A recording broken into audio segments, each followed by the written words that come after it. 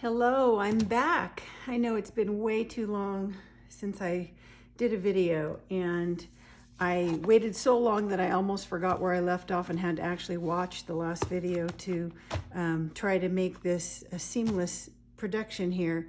So I am back. I've been really busy working on some other things, and if you don't follow my Facebook page, where I kind of do little posts here and there when I'm working on different things, then I'm going to do a little sneak peek at the end for anybody who's interested, just to see what I've been working on, some crazy new things.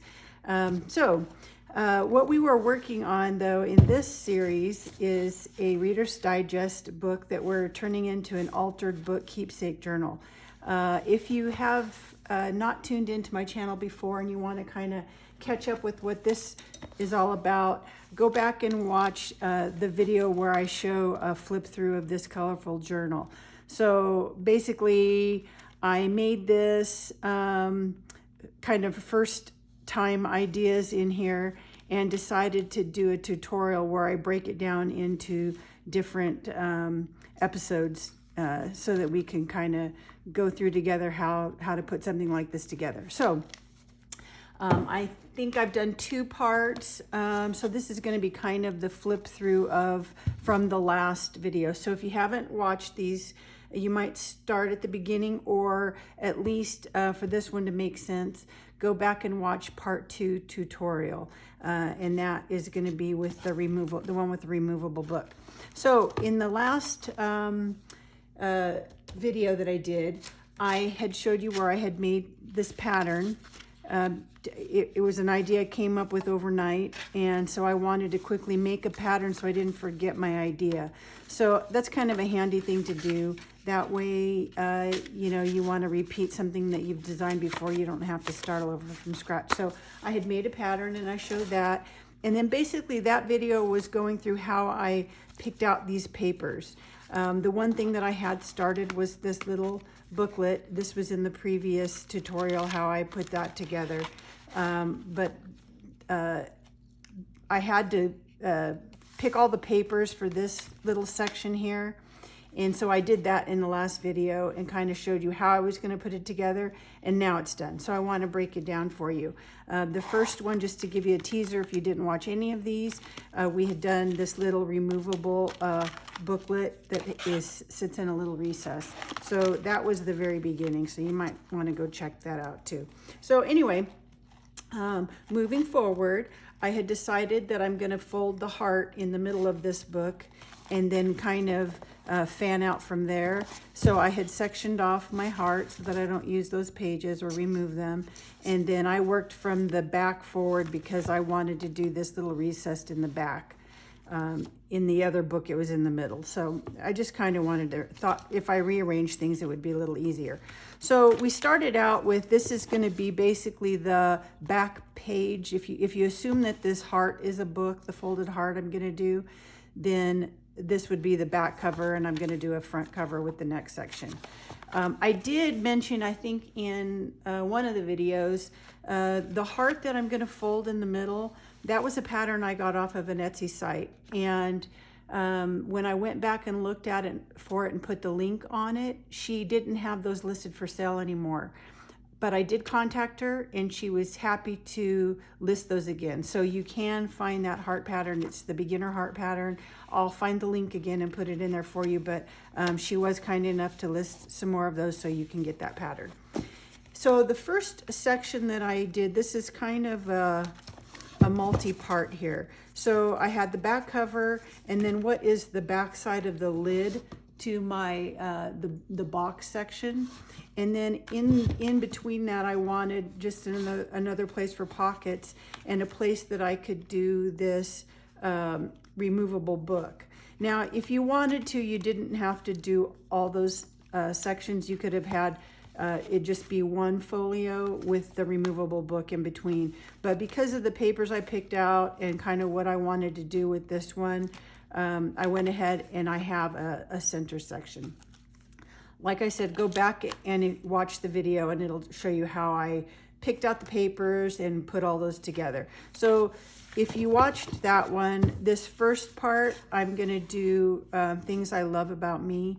The other side was gonna be things I love about you. And now I haven't put anything in this pocket yet. I wanna take my time, and like I said, I got busy doing some other things and I kind of lost my rhythm on this book. So today I would have done the video sooner. I had finished all this right away, but then I got to this part and I hadn't done any tucks or anything yet. So I did a few this morning. I'll probably do some more, but you'll have to wait till a final walkthrough of the whole book to see that. But if you remember, this pocket here in the front is actually 2 sections. So I did go ahead and I made a pull out for this side. And it's just one of the cards from that paper pack. I'll put the link to the paper pack in there also. And then I just drew some lines for a little journaling card. I've shown this in a video where I made a bunch of different sizes of these pull tabs. You can find paper punches that do tags, but then they're all a consistent size. I think there might be a bigger tool, and I can't remember what it's called, that may do them in different sizes, but I don't have that, so I just designed these on my Cricut. And that way I have a whole drawer full of them that I use. I did a little stitching around here, and I did a different decorative stitch just in the center of the tab, just to make it a little different, and then a straight stitch around the edge. And then I took one of my tags that I've shown this tool many times, but I always show it again in case it's your first video. I got this at Hobby Lobby. I've put the link on in other videos. I'll try to find it again, but it does any length tag you want in 3 different widths. And so I use that quite a bit. And that's what I did for this little tag. Only I decided for the tag, I was gonna turn it into just kind of a corner pocket. And then this was one of the little cutouts from the paper pack. Had a couple of pages of little fussy cut things that you could cut out. And then this little is washi tape. It's hella beautiful. This is a tape that I get at Michael's. It comes in a 2-pack with the floral tape, and I use it on all my jewelry boxes when I wrap each jewelry item that I sell as a gift, even if it's for yourself. And I use this is one of the tapes that I use on that. And then I just did another little card there to show that it's a tuck. So that's gonna go inside here.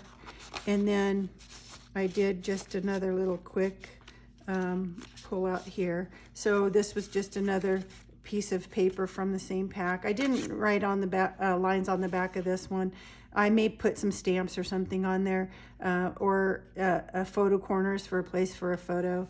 And then I just did one of the fussy cut butterflies that came in that paper pack, and I just glued it from the bottom half of the butterfly. That way it can be a little tuck for things too. And then these are just some little stamps. I used some little decal edge scissors to do a different edge than just the pinking edge. And then used my vintage photo ink around everything again. And one little tip that I have, I usually use these little daubers for my ink, but sometimes you get little detail edges that you can't get all the way in the corner. And so I just use a little eyeshadow brush. I just get a bunch of those and then use for the little tiny spaces that you can't get in. So that's just kind of another little handy thing. And then this is just actually a card that was already done like this, and I may doll it up some more, but I just kind of wanted to get this to a point where I could show you what I had done. I did go ahead and put the removable book in, and this ribbon, I think I actually dyed this ribbon. It was just off-white. But I wanted it to match my book, so I just used some of my spray inks and dyed it, and then I think I even sprayed a little bit of, I don't know if you could see a little bit of sparkle. I love this stuff. In fact, I just ordered more. It's called Sheer Shimmer by Imagine, and I get it from Michael's, but it's often not in the store, so I ordered it online. But I love this, and I'm using this a lot. I'm not a huge sparkly person, but I do like sometimes just a little, just the the slightest amount, and that is such a fine spray that you can just do one squirt and it just gives you a little bit of shimmer. So obviously in this one, in the last video I showed you, I had done this band, and I did go ahead and sew everything before I put it in, and that's why I wanted to wait and not do that in the video.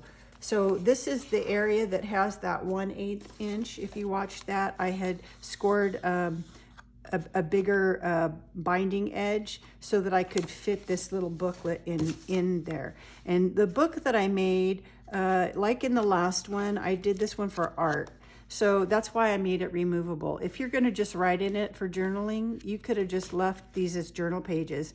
But because I wanted to use watercolor paper, I think in this one I used mixed media paper. In the last one, I think it was watercolor paper. You can use sketch pad. Actually, now that I look at this, I think I've alternated the pages. So I did, this is watercolor, this one's mixed media or just sketch paper, so that you can do a variety of art projects in this book. And having it removable lets you, if you're going to be doing wet things, and it just makes it easier to work on if you have it removable. And this is just a simple stitch that I did on the back. I did that just on the pages before oh no, I didn't. I stitched it right to the cover, and this is 2 layers thick, so it's a little stiffer. And then I just use a washi tape to cover up my stitching, and it's just this little text washi tape.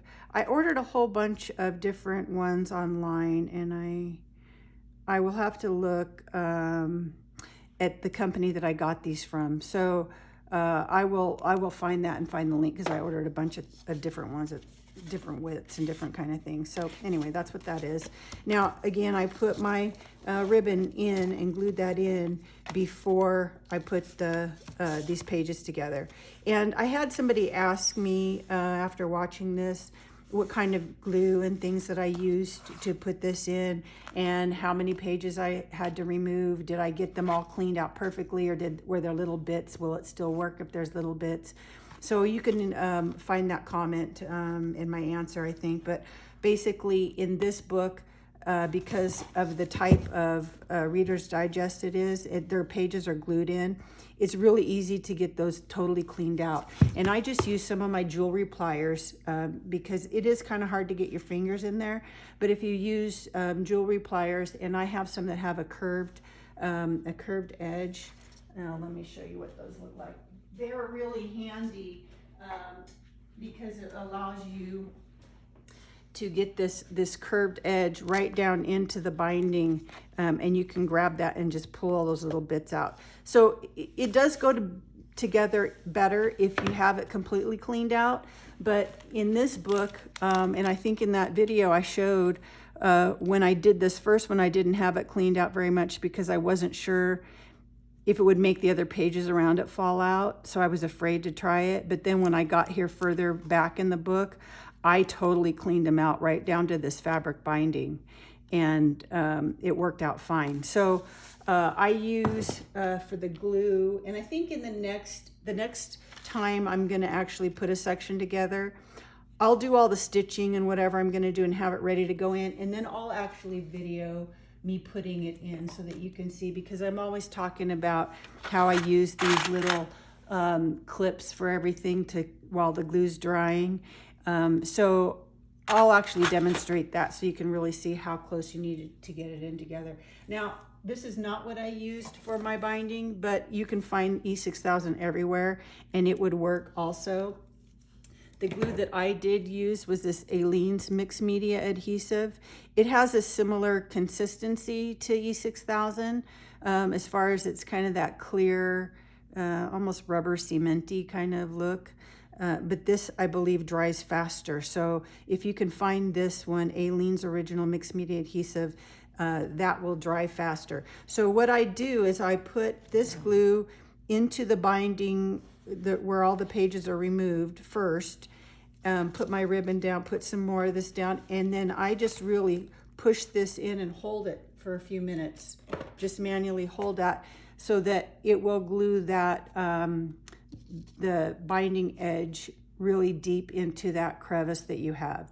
So I kind of do that, let that sit, you know, hold it, you know, for a few minutes. And then I can glue down the rest of my other pages. And usually to do that, you've seen me do, if I'm gluing two pieces of paper like this together, I don't want it to be wavy and wrinkly, so I use glue stick. But if I'm using like cardstock thicker and it's gonna have cardstock on the other side, I go ahead and I use my Mod Podge with the paintbrush, cover it really good, and then you know, hold it together, use a brayer, use a plastic card, whatever you need to make sure all the bubbles are out. And then I actually put these all around the edges, and I leave them just for a few minutes till everything's good and dry. So that's what I did on this one.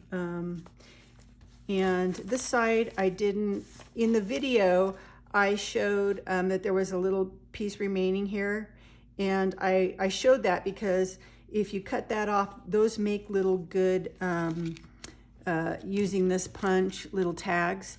And that's what I said I was gonna do, but I didn't for this one. I actually, where'd it go? No, I've lost it. I actually am making one of these little clips out of it. Oh, here it is. So instead of doing the tag on the top, I'm gonna make a fancy hidden paper clip. And I just haven't finished this one, but it's similar to this. You just can use ribbon. I did some lace on here, whatever. And then glue, the small side is on, or yeah, the small side is on the outside, and the large side is in this fold that I've just glued down. So just a cute little thing. And I just, again, have done a little simple card. And that way, you know, you can attach photos or tickets or any little keepsake things there with that one. So that's this section with the little removable book. And sometimes I tie it inside, depending on how thick your ribbon is. But this one I thought it was cute to tie the ribbon at the top, just for something different. And then my next page was the one that I had done this little book already. And I kept mentioning in multiple videos, I think, that I hadn't put this tag on there yet. And it was because I didn't know where I wanted to put it. And it was going to depend on where it fit into my band. So I decided if I would have put it in the center, it would have covered up part of it. If I put it over here where I was originally looking, it would have covered most of it. So I ended up having it where you could see it. And I went through in that last video how I chose these papers and that kind of thing. So it's just another little journaling book, and this is with some coffee stain paper. I went through how I made this, I believe, in the last, the video before that. And then I ended up, I was gonna do a corner pocket here, and I ended up doing one that just went straight across, similar idea to this. And then this is one of the cutouts from the paper pack that had the little fussy cut things. And then I just added things to that, some little rhinestones and some lace and a little word gratitude, so you can have this be a nice little place for your gratitudes. And I actually, on this little tag, it has the definition of gratitude there. So it's just little places to write things, you know, more lined cardstock, and then another fussy paper clip. So I liked this little embellishment, they're kind of a thick, not even a cardstock, but almost like the little boards. I forget what they call them, but it's really thick. And it kind of reminded me of this mirror frame. So that was just my thought process there. So that is it for this section, my little flip through of what we worked on last time. And like I said, I'll probably go decorate these up a little bit more maybe. And then this is our heart. So next I'm gonna I'll skip the heart for now because it's easier, I think, to finish this book, and then we'll fold the heart last. So I'll move on to the next one. But in the meantime, I wanted to show you what else I'm working on. If that's all you want to see, you can turn it off now. If you liked that, give me a thumbs up. But if you're curious about what else I do, I also, as you know, make jewelry. And I started a series a while back where I was doing other things besides just jewelry. I wanted to incorporate all this paper craft that I've been doing with my jewelry techniques and products that I use there. So I do have a tutorial where I made this bookmark with some leaves that are with tissue paper and resin. And I decided that I enjoy making these. I want to do some with some more beading and things, but they're just cute little bookmarks. And so I thought I would list those for sale. I do these on my jewelry site, but I needed some packaging for them because it was a new product for me. So that's what I've been working on. I kind of, during the end of getting towards the end of the year, I always kind of try to look forward at the next year, and if I want to do any more branding or rebranding, or update my pages, which I still haven't done, but it kind of gets me thinking that way. And so I decided that it would be good for the new year to introduce some new products like these bookmarks, so I needed to work on packaging. I also had a video where I showed how I make these buttons, and same thing, I've got so many buttons in progress now. I've got trays and trays of them that I decided that I wanted to go ahead and sell those too. So I have put some on my neck warmers. Those I sell on my Etsy shop, and I'll put the links at the end if you want to check those out. But this is where I'll list the buttons. I have two different shopping places, I guess you could say. I have an Etsy shop where I do my knitted items, and the buttons will be there. And then I have a standalone website through Shopify that I sell my jewelry on, and I'll do the bookmarks there. I also put any kind of book of these book items that I'm selling, altered books or junk journals. I put those on my jewelry website too. So I just wanted to show that. The thing that got me kind of really sidetracked was I had wanted to create some new packaging, because my what I usually used for packaging is some papers that are actually like the papers that I used in that bright colored journal. Those papers are ones that I use for my packaging, and these are just some earrings, but I would do the same thing in the back of the box. I'd put a necklace or whatever on that fun paper, and then my boxes are kind of, I have different sizes, but they're kind of this recycled seafoam kind of color. I can't get the lid off. So I wanted to do, since I can't get this paper anymore, I needed something for the inside of my boxes, and I wanted also something for my buttons that I had never sold before. So I wanted something that kind of showed off the buttons. So I came up with this idea of making paper. So I had never made paper before, but I watched a little video, and so I thought, oh, I can do this. And I didn't even need to go anywhere to do it. I had stuff already. So I took these canvases. I had a couple of these just that I have around for art projects. And I took the canvas off of it because I thought I just need 2 frames. So it was kind of the cheapest way to get my frames. You can buy these for, like, depending on the size, maybe $4 for 2, $5 for 2, depending on the size. So it's a cheap way, instead of buying picture frames, to make your paper making frame. So I did that, and they're colored now because I dyed my paper pulp first. The first time I did it, I was just using old book pages. I tear out all these pages, so I've got stacks and stacks of just book page. And so I thought, I need to just go ahead and recycle some of these and make my own paper out of this vintage paper.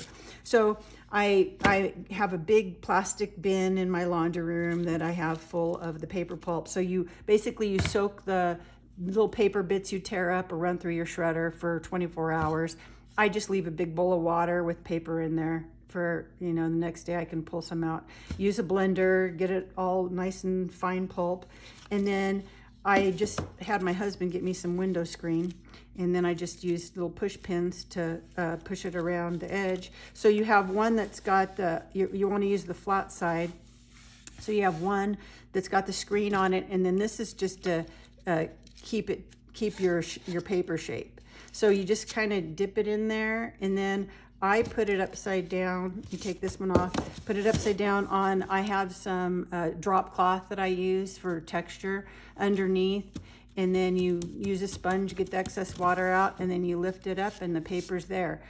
In my case, I live in a real cold climate, and they say, you know, leave it outside for 24 hours and your paper will be dry. Well, it's so cold here, it would take days and days, and I live on a, you know, in the mountains. I don't really have a place that I could lay a bunch of paper out.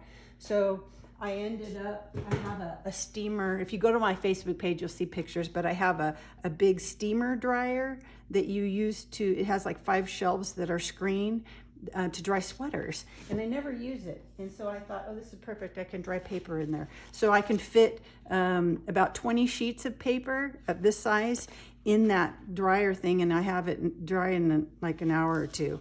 So this is what it looks like when it comes off. I did it real thick because I want it to be my background for my the next part. And so I decided whatever I have, I kind of want the item to show off, but I'm just not a plain Jane kind of person.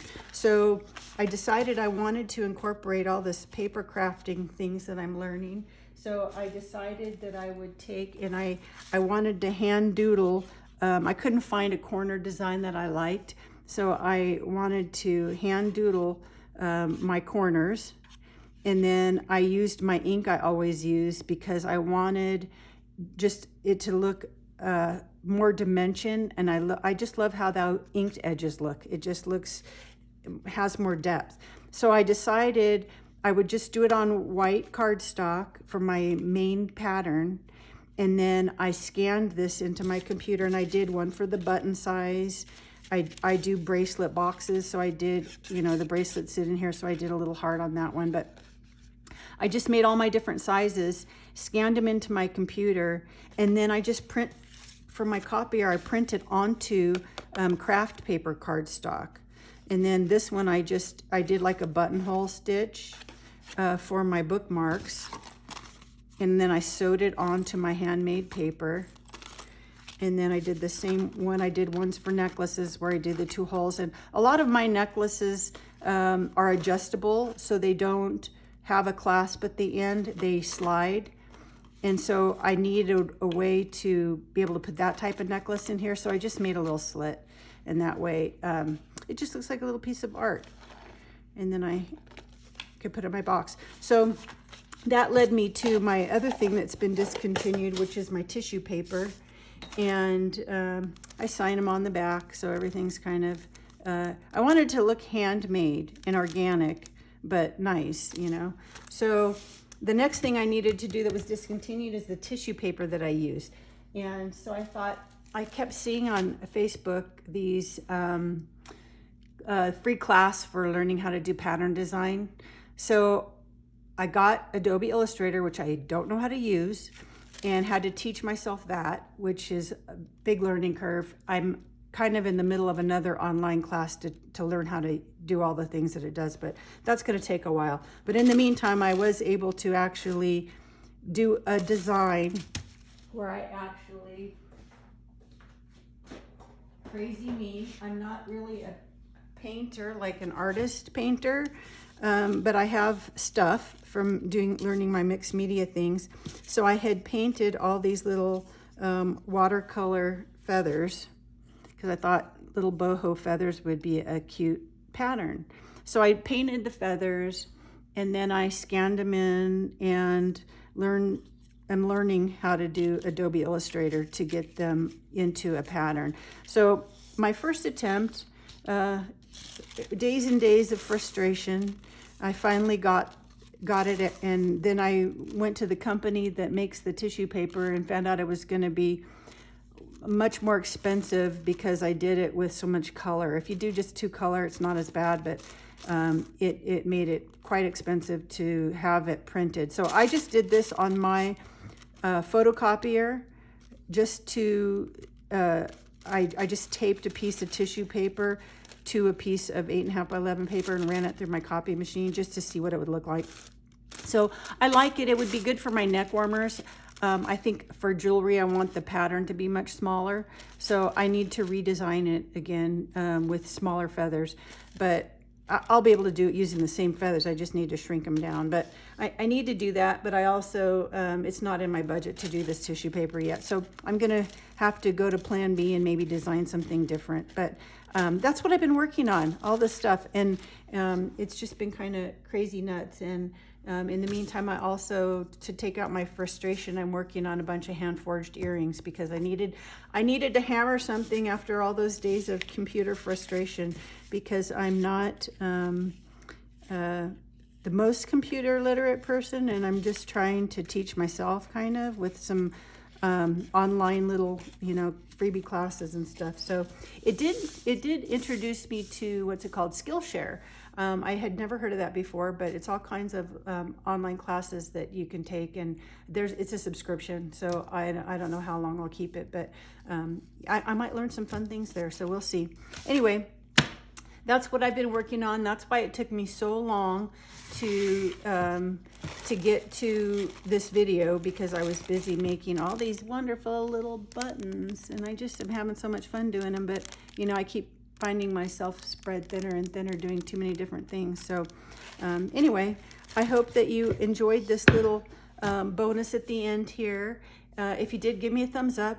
Love to hear your comments. Subscribe if you haven't, so that you don't miss anything. Like I said, I do a variety of videos, and I'm trying to put them into different playlists. So if you're only interested in one kind of thing, you can find that. So I will look for any links and things like that I want to add to the end. So you'll find those in the end of the description of this video. And have a great rest of your day. Now go make something. Bye.